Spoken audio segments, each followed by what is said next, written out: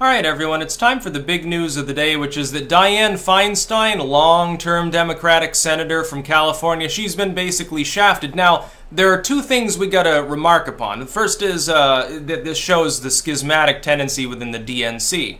At least the California DNC, of course, they've been endorsing her for years. She's the incumbent. They decided, no, we're going to back your challenger, Kevin De Leon. The problem is, second to this, though, Dianne Feinstein is still heavily favored to win within that race. That's not good for the California Democrats because they're setting up a schism within their own state. This is exactly why California is a turning point for the country right now. I'll tell you why. This is why I've said that California would probably go red before Texas will ever go blue, because of that schismatic tendency. When we look at the massive turnout in California in 2016, what I see is an upsurge of progressives that don't get along with the party leadership. They don't want to back a Dianne Feinstein. Dianne Feinstein is in her 80s. She's old. She's probably at this point on dementia medication, let's face it. You've got this relatively young challenger coming along with some new ideas, maybe less of the gun control freak side of it, maybe further left economically and less morally leftist, authoritarian at this point, that gets the nod from the party. And they endorsed him with flying colors. Very few people endorsed Feinstein. I think the worry is that Feinstein will win and then die in office, leading to a special election that the Democrats right now really don't want to have to defend.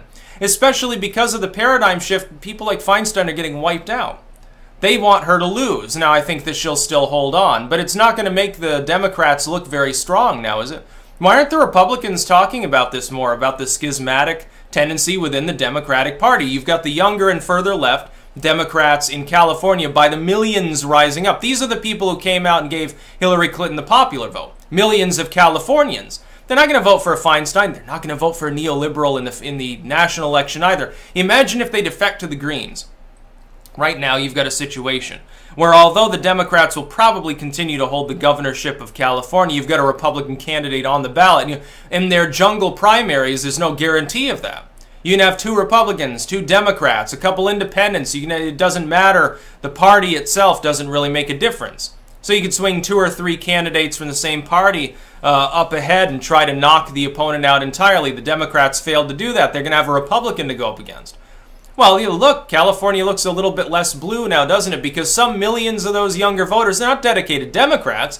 They're liberals, actual leftists. They're not going to get behind the DNC. DNC is run by Tom Perez. The DNC is the movement of Hillary Clinton and Obama, people who are not really far left. They're just authoritarians. They're corporate establishmentarians. Not exactly the sort of people that gather the youth vote. And Obama can't save you in 2020. He's getting older now, too. He's not as hip as he used to be. Obviously, his legacy is basically non-existent at this point other than the ACA, and that's a disaster for the most part. So it doesn't really matter.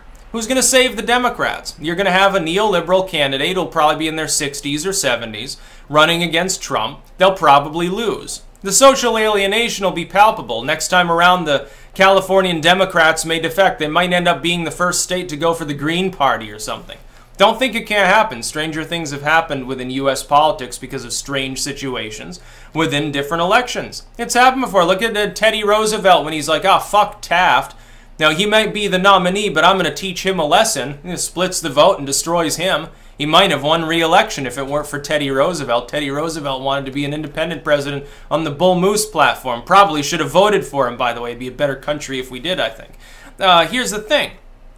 The Democratic Party can't get its act together. They need to collapse, crash and burn, and have a bunch of incumbents swept aside. Then they can reform and become stronger as a party. They'll actually be able to launch a counterattack against the Republicans. They can't do that right now. They can't even agree upon who to endorse. In California, this is the most solid blue part of the United States, and they're having problems within their primary system. That doesn't scream strength to me. That doesn't tell me, hey, you've got some great grand political strategy. That tells me that at least in the midterms and probably into 2020, your platform will essentially be, we're not Trump, and we want to raise your taxes, and he's mean. He's a bully. More illegals need to come into this country because it's good for our nation somehow. It helps us. Well, I don't think that you're going to win these elections. I still look, Trump's polling, it's back up a few tenths of a point. I think it's at 43.4 at the moment. Well, then he's got about 1.5 points to go till the magic number 45. He needs to be at that or very near to it by midterm day in order for the Republicans to retain the House. They're going to retain the Senate. That's basically a given, especially with shit like this going on within the Democratic Party. As far as the House, it's more touch and go. I still give him the advantage, but, his approval needs to be up. They don't want to be 7 points behind in the congressional ballot, the generic ballot. That wouldn't be good, even if they have a systemic advantage in 3 of those competitive races where there are weak incumbent Democrats. The Democrats have to guard them and try to grab a Republican seat or 2. I don't think they can do it. In the House, it's different. In the House, some of those seats are in swing areas or in areas where, it's a Republican, but Trump's less popular. He can't really help him by campaigning. And some in areas where he's popular. And some are in blue areas as well. It's more of a mixed bag. It's different from the Senate map, certainly at this point. The California Democrats have abandoned someone who's a very, very long-term Democrat. I don't even know why Feinstein, I believe, is seeking re-election. When you're 85 years old, it's like, okay, at some point you can give it up. You're not going to get your gun control. She wants nationwide gun confiscation. She's a center-left sort of business corporate Democrat, an oligarchist. De Leon is more on the younger, more hip progressive side, not by much, but he's more hip than breaking a hip. Dianne Feinstein is the latter. That's basically the point. The Democrats desperately need new blood, and the battle may begin in California. Of all places, California, deep blue. You got to realize the Democrats are not a homogenized unit. When people say a state is blue or red, look at the composition. It's like some of these deep red states could go blue because they're controlled by evangelicals. If you got a Republican that pissed off religious voters, they could go blue. Or they would at least be potentially in play. You saw this in the last election. There are areas that should have been solidly blue, but because Clinton was the nominee and Trump was the opponent, parts of those areas went red. Michigan had been solid blue for 4 cycles. Pennsylvania, I believe, for 4. Wisconsin for 5. Areas that weren't considered in play went red for a reason. And he retained other areas. Meanwhile, he got less of a vote share in places like Arizona, where immigration definitely was on the table as a major issue. And he didn't play up to those voters. He focused on the money and job side more for the Rust Belt purposes, which is right. I predicted that's what he needed to do early on when he became the nominee. I said, focus on that. That's your forte, and focus on the Rust Belt. That's where you can break through. And it was true, and that's exactly what he did. That's why he won. If he had focused on the latter and tempered it back into sort of a center-left message on immigration and gone after Arizona, New Mexico and stuff, he probably wouldn't have won the election.